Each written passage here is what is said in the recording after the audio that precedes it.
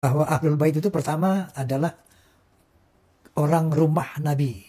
Ada satu hadis mengatakan bahwa Nabi SAW menyebutkan yang namanya Ali, Fatimah, Hasan dan Husain radhiyallahu anhum, ini Ahlul Baitku.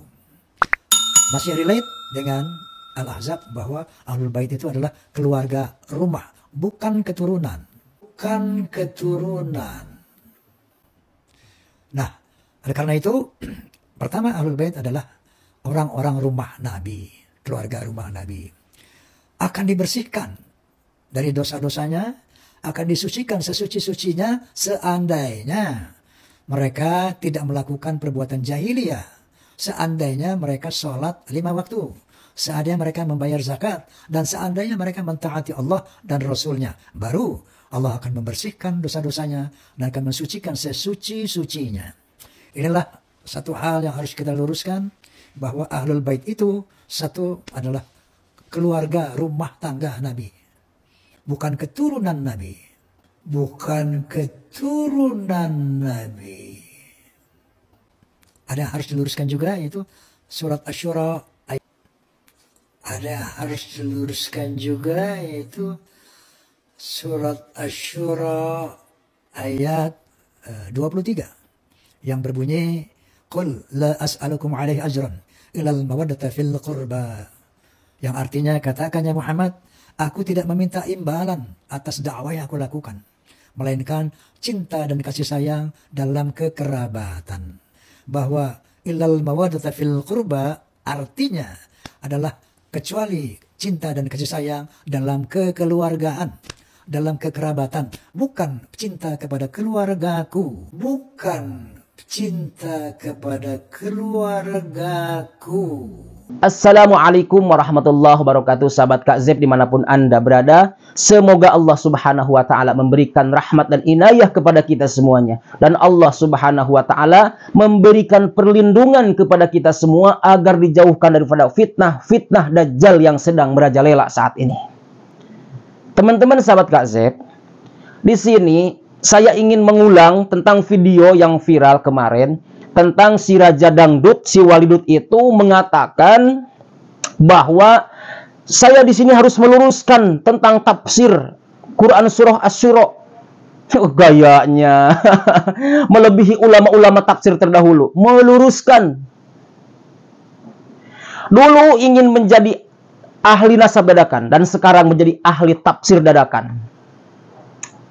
Ya, saudaraku, dia itu bukannya membaca dengan tafsirannya, akan tetapi membaca terjemahannya, saudaraku. Ya, terjemahan. Beda tafsir dan terjemahan. Sehingga ada bantahan dari Ustadz Adi Hidayat. Mari kita simak terlebih dahulu si Raja Walidut ini memberikan pernyataannya yang menyesatkan itu, dan kita akan mendengarkan nanti bantahan daripada Ustadz Adi Hidayat. Kita lihat bagaimana komentar para ahli tafsir surah ke-42 Asy-Syura di ayat ke-23. At-Tafsir Al-Kabir karya Al-Imam Al-Fakhr Razi. Illa al-mawaddata fil qurba, yang dimaksud al-mawaddah fil qurba, kecintaan kepada kekerabatanku, beliau simpulkan itu ada 3. Bisa umatnya, ya, seluruh umat beliau yang mengikuti seluruh tuntunan Rasulullah SAW dengan benar. Tafsiran kedua diartikan pula dengan sahabat-sahabat Rasulullah SAW. Nah, tapi yang paling menarik ada yang ketiga, dan ini menempati level yang tertinggi, yaitu langsung keluarga besar keturunan Rasulullah SAW. Baik, ya, semua tersambung dari Al-Hasan ataupun Al-Husain ridwanullahu alaihima, yang keduanya tentunya tersambung kepada Sayyidah Fatimah Az-Zahra, ya, putri Rasulullah SAW, istri dari sahabat mulia Ali bin Abi Thalib karamahullahu wajhah.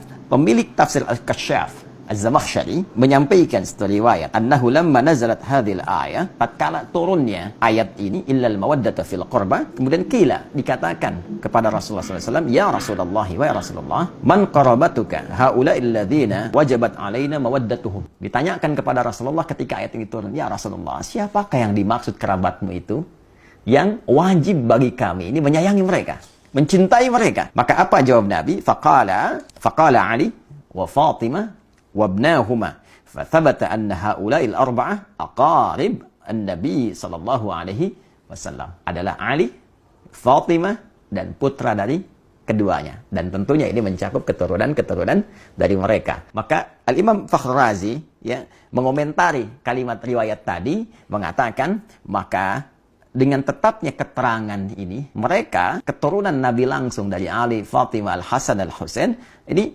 harus menempati porsi tertinggi dari nilai kasih, cinta, perhatian, tak boleh disakiti dari 3 golongan yang tadi disebutkan. Bahkan Imam Fakhr Razi langsung mengomentari, bahkan ini kita bisa dapati beberapa petunjuk, kata beliau. Di antara petunjuknya, la syakka anna Nabiya sallallahu alaihi wasallam kana yuhibbu Fatimah alaihi salam. Qala sallallahu alaihi wasallam, Fatimah bid'atun minni. Ya, Fatimah tu bid'atun minni, yu'dhini ma yu'dhiha. Fatimah itu belahan diriku, belahan jiwaku. Maka siapa yang menyakitinya, dia telah menyakitiku. Siapa yang menyakitinya, dia telah menyakitiku. Dan bukankah keturunan dari Fatimah Az-Zahra belahan dari jiwa beliau juga? Bukankah Al-Hasan putra beliau, Al-Husain putra beliau? Tentu itu belahan jiwanya. Dan keturunan dari Al-Hasan, keturunan dari Al-Husain, para sayyid, syarif yang mendapatkan cinta, yang dicintai, itu keturunan langsung yang terurut nasabnya kepada Sayyidah Fatimah Az-Zahra. Dan ketika menjadi belahan jiwa Sayyidah Fatimah, maka menjadi belahan jiwa Rasulullah SAW. Karena itulah saking tingginya derajat mencintai keluarga besar ini pada level yang pertama sampai dijadikan doa dalam tasyahud. Allahumma salli ala Muhammad wa ala ali Muhammad. Ada juga penguat di tafsir Ibnu Katsir. Ini dalil dari Ibnu Katsir yang menguatkan bukan hanya Fatimah ya radhiyallahu ta'ala anha, Ali bin Abi Thalib, dan putra keduanya itu Al-Hasan Al-Husain. Tidak dicukupkan mawaddah al-qurba fil qurba pada keempatnya. Nah, di antara buktinya apa yang disampaikan oleh Imam Ibnu Katsir dalam tafsirnya, tafsir Al-Qur'anil Azim. Ia berkata, "Lamma ji'a bi Ali bin Husain asyara." Tatkala Ali bin Husain ditawan, maka kemudian dia dibawa ke gerbang kota Dimashq. Berdirilah seorang laki-laki dari masyarakat Syam. Faqala, dia berkata, "Alhamdulillahilladzi qatalakum wasta'salakum wa qata'a qarnil fitnah." Segala puji bagi Allah Subhanahu wa taala yang telah menghancurkan kalian dan memutus fitnah di zamanku ini.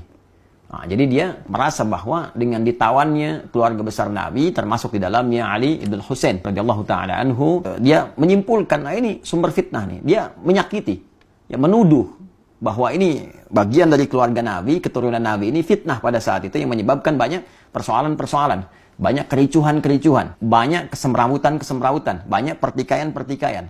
Maka dia menyimpulkan ini dengan ditangkapnya, ditawannya orang ini, keturunan Nabi SAW dengan kalimat yang tak pantas tadi. Ya, saya nggak berani menerjemahkan dengan yang lebih kasar, ya, yang sesuai dengan apa yang dia katakan tadi. Saya mungkin katakan yang telah menangkap dia, ya. Kemudian dan menghilangkan fitnah di zamanku ini. Faqala lahu Ali bin Husain. Maka Ali bin Husain berkata, "Kamu ini baca Quran enggak?" Laki-laki itu berkata, menjawab, "Na'am, ya." "Aqra'ta al-Hamim?" Apa engkau pernah membaca tentang surat di dalamnya ada keluarga besar Hamim? Qala qara'tul Quran. Dia menjawab, "Aku membaca Al-Quran, walam aqra' al-Hamim." Tapi aku enggak pernah baca al-Hamim. Ada keluarga di situ yang diutamakan. Siapa keluarga itu? Maka dijawab oleh Ali bin Husain, "Qala ma qara'ta?" Apakah engkau enggak baca? Di ayat 23 tadi, "Qul la as'alukum alaihi ajran illa al-mawaddata fil qurba." Katakan Muhammad SAW, aku tidak meminta kepada kalian satu upah pun, satu materi pun, kecuali rasa cinta, rasa hormat kepada keluarga keturunan Rasulullah SAW. Qala, maka orang itu berkata, apakah kalian itu termasuk golongan mereka, keluarga Nabi SAW? Qala, na'am. Maka Ali bin Husain berkata, ya, kami termasuk golongan itu. Maka setelah mengetahui itu, dia terdiam dan tidak banyak berkomentar lagi dan mengoreksi dirinya sehingga dia menyadari kesalahan-kesalahan yang dimaksudkan. Maka dijawablah kemudian oleh Amr bin Shu'aib, yang dimaksud di ayat ini spesifik, maksudnya adalah kerabat Nabi Sallallahu Alaihi Wasallam. Jadi bila kita punya keluarga saja kita jaga, kita sayangi, maka demikian Rasulullah menjaga, menyayangi keluarga besarnya, termasuk keturunan-keturunannya. Karena itulah di dalam bahasa Arab, orang yang dicintai disebut dengan mahbub. Mahbubun, orang yang mencintai disebut dengan muhibbun. Kalau kita ingin satukan keduanya, mencintai dan dicintai, maka kalimatnya berubah menjadi habibun. Habib, orang yang dicintai, ya, orang yang sekaligus mencintai. Maka seringkali keturunan-keturunan Rasulullah itu disebut dengan habib, untuk memberikan kesan bahwa keturunan-keturunan Nabi mesti menjaga nilai mawaddah yang diturunkan langsung oleh Rasulullah dengan banyak melahirkan cinta kasih pada sesama, baik dalam bentuk amar ma'ruf ataupun nahi mungkar. Dan saat yang bersamaan ada isyarat kepada kita untuk mencintai mereka, tidak menyakiti mereka, karena menyakiti mereka juga menyakiti langsung kepada Rasulullah SAW. Dengan ini saya bermohon kepada Allah, semoga Allah senantiasa memuliakan kita semua, memuliakan sahabat-sahabat Nabi, dan terkhusus memuliakan, mencintai, dan menjaga seluruh keluarga besar Rasulullah SAW sampai dengan keturunannya di masa kini ataupun di masa yang akan datang. Saya pun memohon maaf jika dalam setiap tutur perilaku ada tindakan-tindakan yang boleh jadi menyakiti keluarga besar Rasulullah SAW, dan semoga maaf Anda, kasih sayang Anda menjadikan peluang yang terbuka bagi saya untuk berjumpa dengan Rasulullah SAW dalam keadaan yang gembira bersama Anda semua dalam naungan ridha Allah Subhanahu wa Ta'ala. Dan seperti itulah bantahan daripada Al-Ustadz Al-Hafidh Ustadz Adi Hidayat. Jadi si Raja Walidut ini selain menjadi begal nasab, dia juga menjadi begal tafsir, saudaraku. Na'udzubillah tsumma na'udzubillah, ya. Padahal di dalam tafsiran juga dijelaskan apa yang dijelaskan oleh Ustadz Adi Hidayat. Kalian pilih siapa? Saya lebih percaya sama Ustadz Adi Hidayat daripada sama si Raja Walidut tadi. Kenapa saya bilang seperti itu?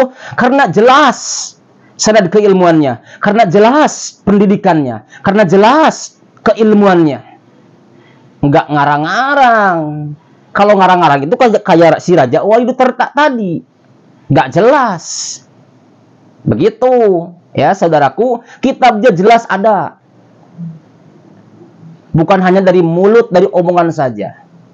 Begitu. Kemarin dia bilang, saya hakul yakin, seyakin-yakinnya bahwa Ba'alawi itu bukan duriyah Nabi. Semoga Bang Haji cepat bertaubat kepada Allah Subhanahu wa Ta'ala. Karena apa? Karena ditakutkan nanti mati su'ul khatimah. Ya, saudaraku, begitu.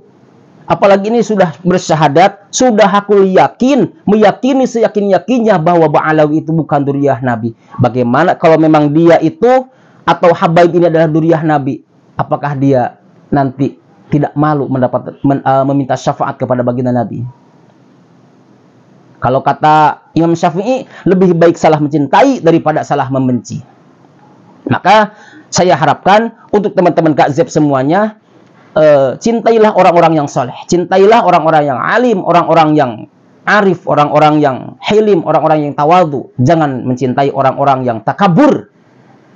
Karena nanti di akhirat kita akan dikumpulkan bersama orang-orang yang dicintai. Almar'u ma'aman ahab. Barakallahu fikum. Jangan lupa share sebanyak-banyaknya, like sebanyak-banyaknya, subscribe channel ini. Terima kasih. Barakallahu fikum.